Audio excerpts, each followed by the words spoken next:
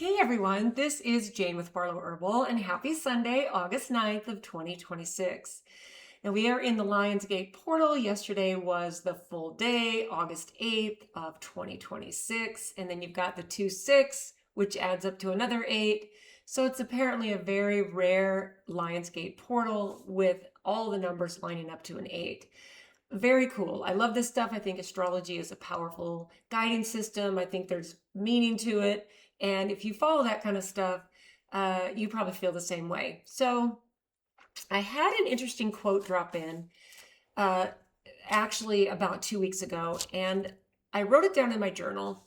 And then this past week, I really thought, I kept coming back to it. I kept coming back to it for a few days in my head as I was out walking, as I was working in my yard, as I was just sitting with a cup of tea. This quote kept popping in to my brain. In fact, where I saw this is I was creating a thumbnail for one of my YouTube videos, and I was looking for the word happiness for some graphic to go with that, and this quote popped in.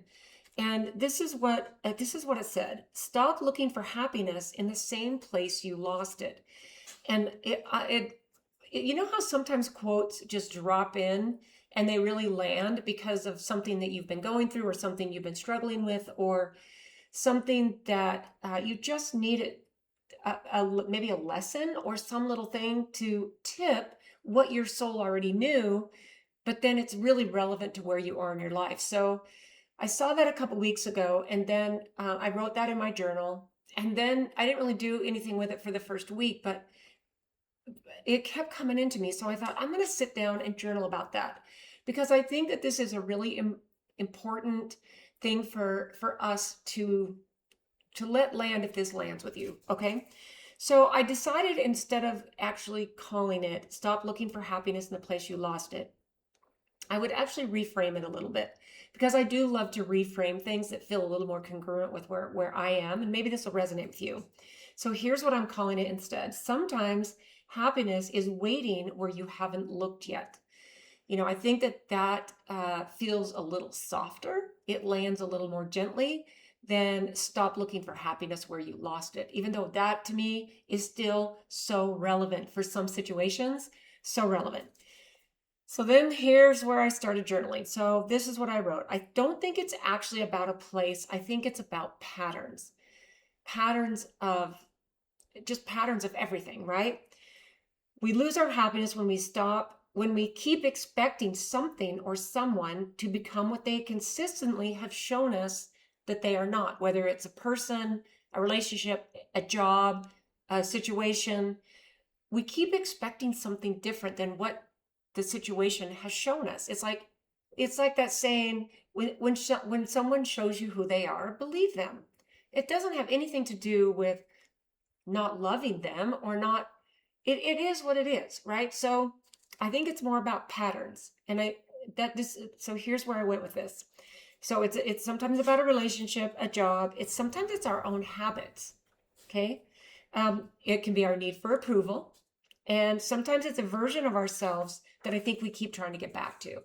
Like, I know I've experienced this as I've gotten older. It's like, I look at myself when I was really young, and even, 20s, 30s, 40s, even my 50s. And I never appreciated some of the attributes of youth and all of the hormonal, beautiful things that you have when you're young, that keep your skin looking good and keep your muscles strong and keep you sleeping really well. And I think sometimes we keep trying to get back to that.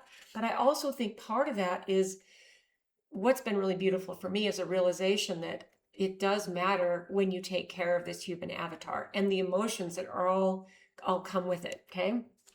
So that right there. So what I wrote, sometimes it's the version of ourselves that we keep trying to get back to.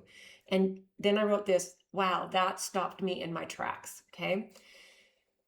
So then I wrote the quote again: sometimes looking for happiness, stop looking for happiness in the same place you lost it. I just kept, sometimes when I hear something, I literally have to sit and journal on it, because I can't process it unless I write about it. So then as I was journaling on it, I kept writing that because it just seems so relevant to where I am right now.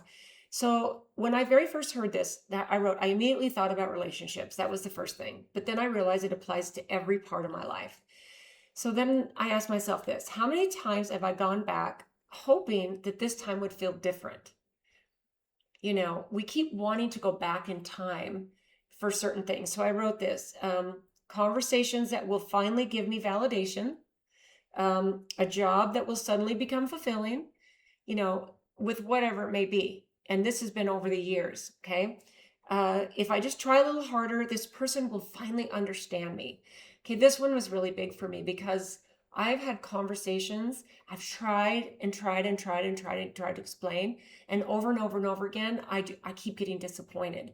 And so it's like, stop knocking on that door if it's closed. And that's a metaphor that kind of dropped in a little bit later in my journaling.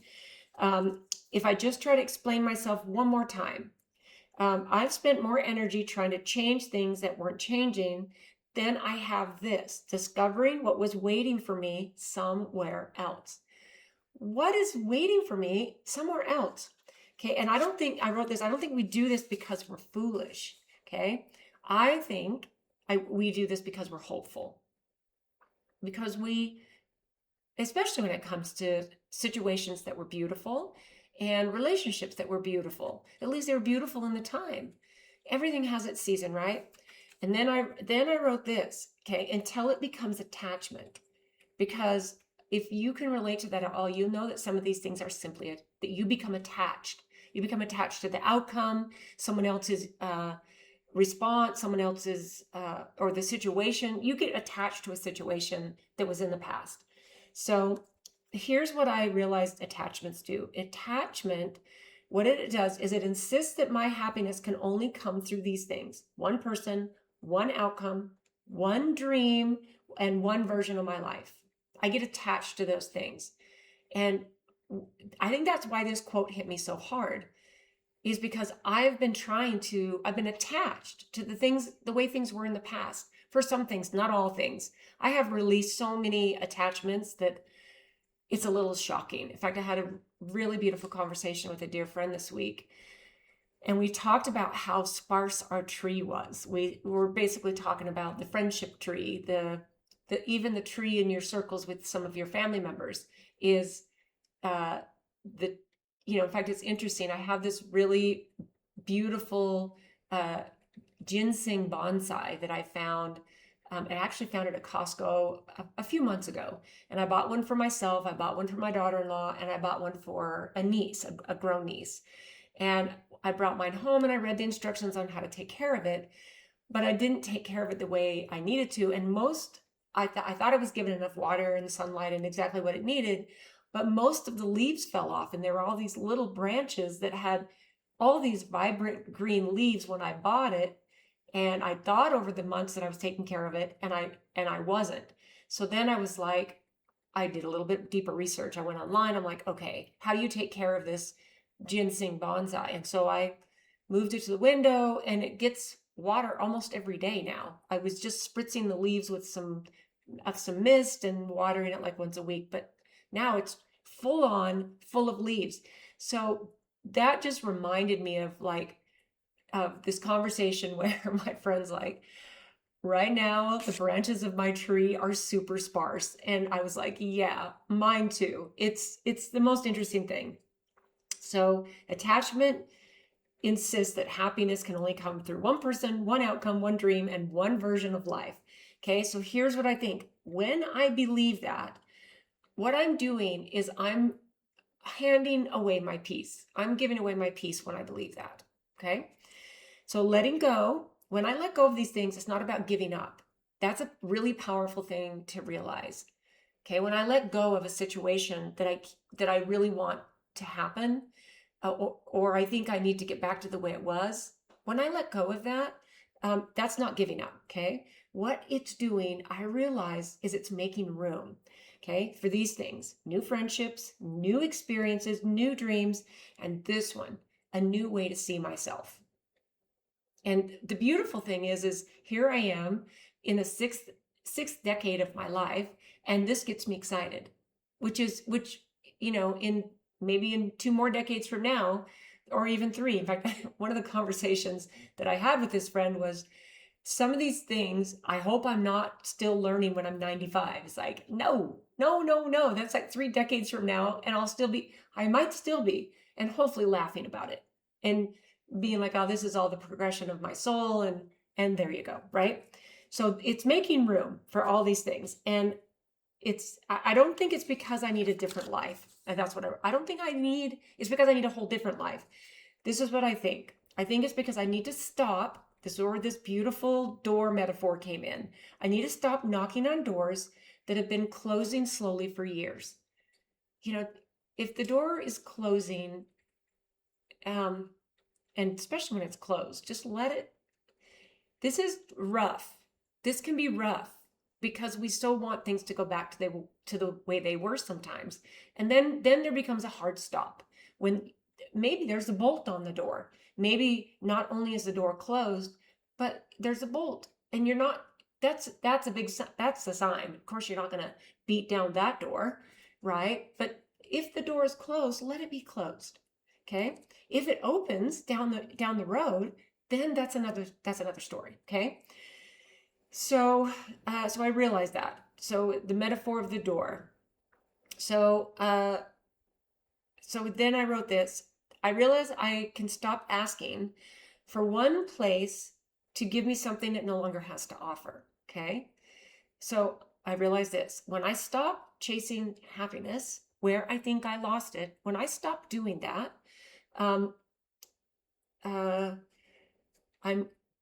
let's see. How did I word this? It was waiting somewhere I hadn't thought to look.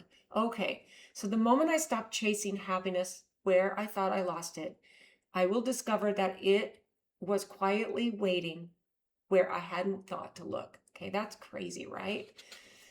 That's a really good one. Okay, now I have some great questions because I love questions. I sit with these for a while.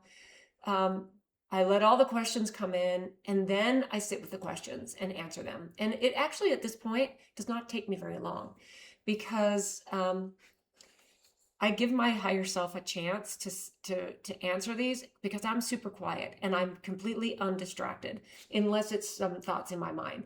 So I don't have my phone nearby me. I'm in a super quiet place. It's super peaceful. I'm not around. And I'm by myself when I do these reflections, okay?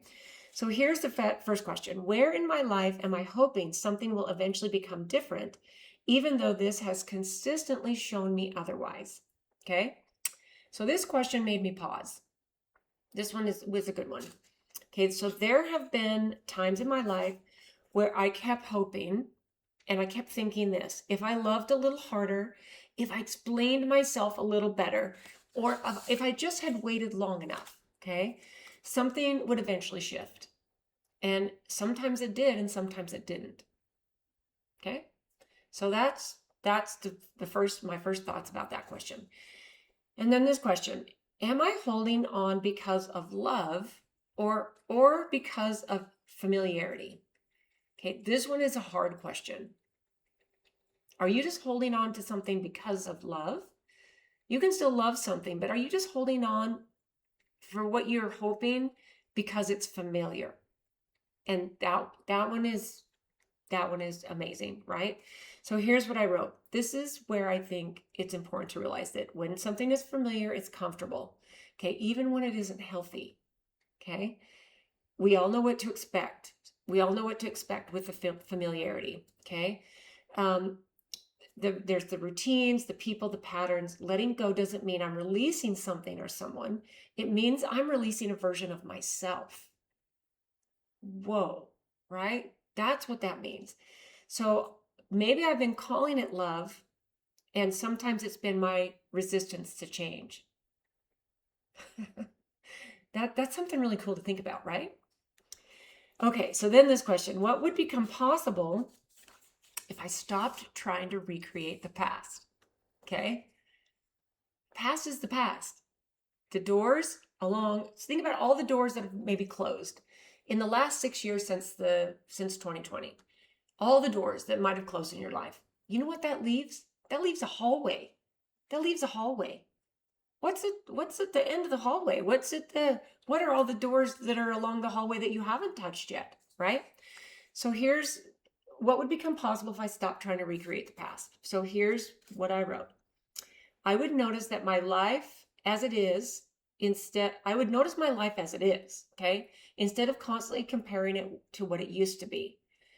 Um, and for a lot of things that I've released over these, especially in these last 6 years, probably some of them were by my choice and some definitely weren't. Um, I would really stop comparing, and I would forgive more. I mean, I know I say that all the time, and I'm just thinking of situations that I can share without, you know. So I would stop comparing it to how it used to be. Okay.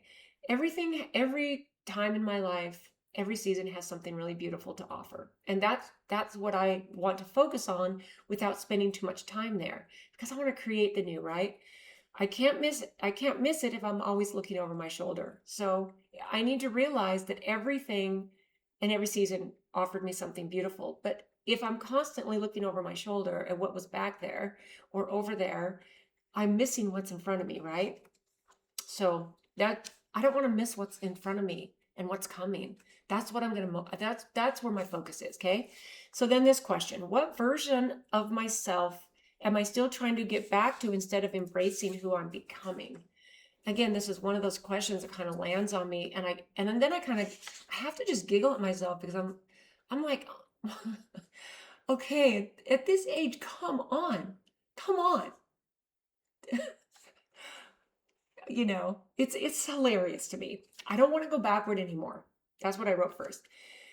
There have been a lot of beautiful chapters every decade, every half a decade, all these beautiful chapters, getting married, having my kids, having my grandkids, running a business, opening a business. Me and my sister 30 years ago started building a health club together. That was a chapter. It was a beautiful chapter. And we have a lot of good memories about that. Even though it failed and it was really rough, we managed to stay friends through that. And some people don't stay friends. You always hear the thing, don't ever go into business with your family because it'll ruin your relationships most of the time. And they always say, don't ever build a house because it'll wreck your marriage. You always hear those things, right? Okay. So a lot of these things that happen along the way are most of them, you can find beautiful things in them, right? So there have been beautiful chapters in my life, but I don't want to spend every day wishing I was who I was 10 or 20 years ago. I actually don't want to be that person. I like that version of me, but I like this version of me better, right? I'm ready to keep becoming someone new. Okay. So then this question, super simple answers. If I believed happiness wasn't behind me, where would I begin looking for it today? Because I do believe we need to make a conscious effort about looking for happiness. Because sometimes it's in the little tiny things, like the little cheesy things, like it's the sunset, it's the smile of a child, it's the cheesy things that we miss and we pass by. You see the person who's, I had this I actually took a little small video of it.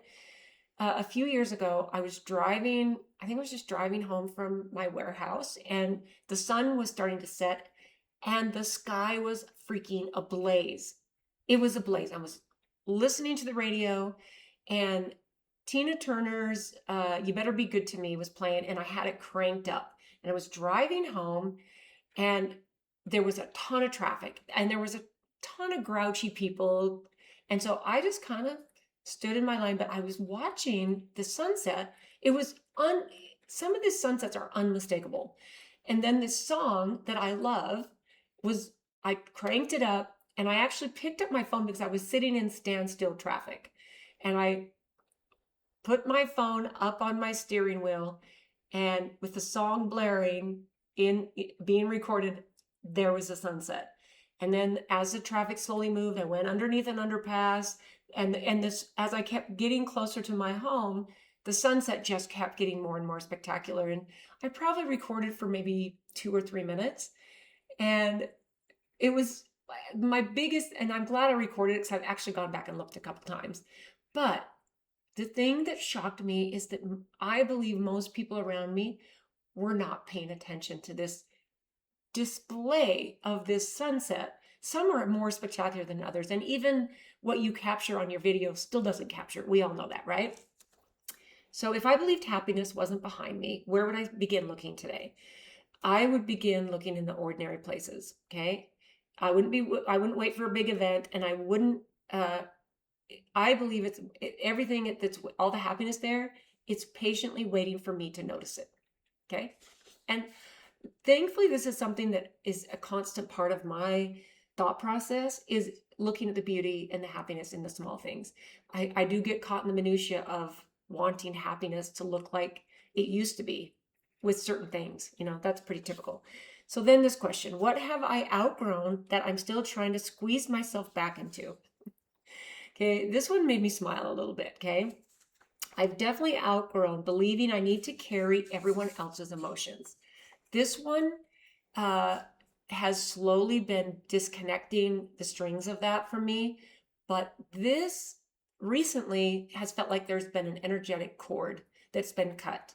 Okay. I've definitely outgrown believing that I need to carry everyone else's emotions. Now, can I still be a peacemaker and can I still do what I can to bring emotional stability into a situation and a relationship? Yes. Okay. But I don't need to carry anyone else's emotions. And when this one landed for me, which it did on a really deep soul level, it felt like a massive weight had been lifted off my chest. Really amazing. I've also outgrown believing that my worth comes from fixing things. I'm a fixer. I'm a responsibility person. I don't want to hurt anybody's feelings. I want to make people happy. I want to say yes. And I say yes a lot. And I'm not trying to say I'm better than anybody, but if I have the ability to be generous and fix things and say yes to things, I do. And there's times I feel a little taken advantage of, but I get to choose if I feel that way. I get to choose if I feel that way. Okay. So there has been moments where I believe my worth comes from fixing things. Okay. I've even outgrown some of the expectations I used to have about how life was supposed to look. That one is a big one. I've outgrown that. How is life supposed to look? What do we know? Life can change on a dime. I mean, the week started, my last Sunday started with a wrenching text from a very dear friend who had the day before lost one of his sons in a small plane crash. His 27-year-old son was piloting the plane. He'd been flying for years and was on his way to his dream of being a commercial airline pilot. So my last Sunday started that way. Brutal. We don't, and life throws us these things. We don't know what the next moment's going to look like at all. So that was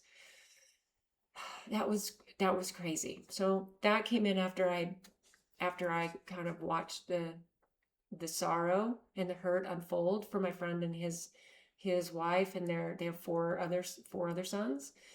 And so I've outgrown some of the expectations I used to have about how life was supposed to look. We don't know what life's supposed to look like, right? And what I think it means is I'm just learning to love without carrying what was never mine.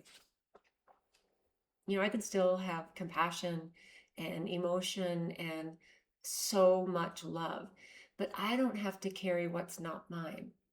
I've always carried what's not mine.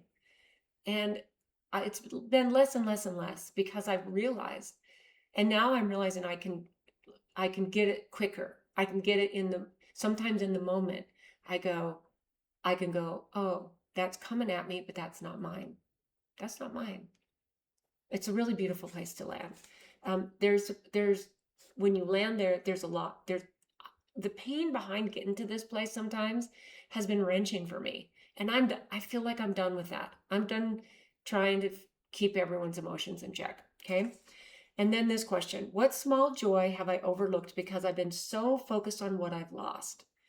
And then the first thing I wrote on that question is probably more than I realize. Okay. So what small joy have I overlooked because I'm so focused on what I've lost? Okay. Life has a way of placing little gifts in front of us every day. For me, I realize that sometimes I'm just too busy looking at what isn't there anymore than noticing what's sitting right in front of me. Who can relate to that? Every damn single one of us, right? Okay, then this question. If I trusted that life is still unfolding for me, what would I be willing to release? Okay, we can't make room for the new stuff unless we release all the stuff we're holding on to. Okay, what if I trusted that life is still unfolding for me? And it will unfold for me until the day I transition. I know that for a fact. But what's waiting for me to release? What's waiting until I release shit? Come on. You know? So this is what I realized for this question. The need to know what's coming. The need to know what's coming next. The need for certainty, the need for safety, the need for security. Those are the things. Those are the things that my grounded Taurus is always like. My foundation is my most important thing because it keeps me stable. Well, I will tell you something. I have been untethered for a long time now. The last few years have been very untethered for me. And what I'm realizing is that this is where I get to watch what unfolds when I just release the need for to know what's coming and what's next, to make everything make sense, to have all the answers. So many beautiful things have happened that I never planned. If I look back, there are so many beautiful things that have happened that I never planned. This is how it is. This is how life gives us gifts. It's about going with the flow, right? Going with the flow of the river. Don't be so stuck on, got to move all the rocks out of the river so we can have a smooth inner tube ride down the river. No, no, no. Okay. And then this final question. What is one door that I can stop knocking on? Okay. I wrote that because it felt a little obnoxious. And so then I wrote this. It's not one particular door. Okay. Because I wrote that and I thought, okay, that's kind of obnoxious, but I'm going to leave it. And I'm going to sit with it for a second and I'm going to just see what answers drop in. So I realize it's not just one particular door. Okay. It's the habit of knocking on closed doors in general. Okay. That's it. That's it right there. I finally realized, and this is how I brought this in, is I realized that closed doors create hallways. Okay. And hallways always lead somewhere. I realize this too. My energy is better spent looking for the doors that are opening instead of trying to force the ones that have already closed. Okay, the ones that are already closed, I'm going to stop forcing. If they open again, great. Great, great, great, great. And maybe it'll be a door I'll want to step back through, and maybe it won't, right? I realize that happiness isn't something I have to chase. I am done chasing, trying to be happy. And especially in the places where, when people show you who they are, when situations show you what they are, when whatever shows you what they are, believe it, and stop trying to force it. So I realize that happiness is not something I have to chase. It's something I have to notice. That's different. That's so different. Okay. Life has given me a lot of beautiful seasons, right? It's also given me a lot of really hard stuff. And I wrote here, loss, change, disappointment, and uncertainty, but it gives that to all of us. This is not a unique thing for me. Some people have harder stuff, like my friend with his son, his vibrant 20, like that's a hole in their heart that's it might not ever heal the way it will eventually heal, but that's rough. That's loss. That I don't have not experienced that. And I've experienced a lot of loss. We all have these things, right? But this is, for some things I thought happiness was waiting for some things to go back to the way they were. This realization is so good and so empowering. Okay. I thought happiness was waiting for some things to go back to the way they were. Now I realize this. Happiness is waiting for me to stop looking backward. Okay. So here's how I'm going to end this. This is the last sentence I wrote in this journaling. I need to stop trying so hard to recreate the best years of my life and begin trusting and knowing that there are many beautiful years ahead. Not just years, but days, moments, weeks, months, many, many, many, many, many, so many. And this was one of my favorite quotes that dropped in that kind of landed right in my heart chakra, really super deep. And then, like I said, I thought about it for a whole week, and then I thought I need to journal on this because I bet other people could relate to this as well. Okay, so I would love to know what you think about this. I think it's a really cool concept as we move through these amazing weeks and months and years of the transition humanity is going through. There's all the crazy stuff with, the AI and the transhumanism and all this stuff that I've been looking at and studying for a lot of years. In fact, one of my favorite rabbit holes that I've been going down lately, and I've been down this rabbit hole for a long time, is the work of Robert Monroe, not Robert Malone. I had a conversation with someone. I was talking about Robert Monroe, and they're like, "Oh yeah, the guy that did the mRNA technology." I'm like, no, that's Robert Malone. So many people are familiar with Robert Monroe. He passed away in 2019. He was very old. He's the one who coined the term loosh, which is energy and the frequency that humans and other life forces put out. But you go down the Robert Monroe rabbit hole, it's really cool. It's very interesting. And this has been something I've been really looking at that has provided an insight into some of the things that I've looked at that feel darker. His work, there's a lot of things that are hopeful, they're positive, they're, the realization that the highest production of energy, which we know this already, is love. That produces the most usable energy for whatever entities might be controlling this simulation, this matrix, right?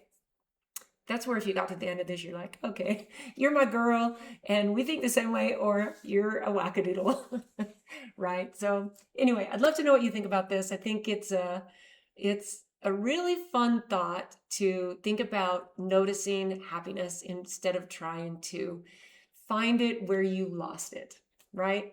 All right, guys. Well, I hope you have a beautiful week ahead. I hope you're enjoying the Lionsgate portal, and we will see you next time.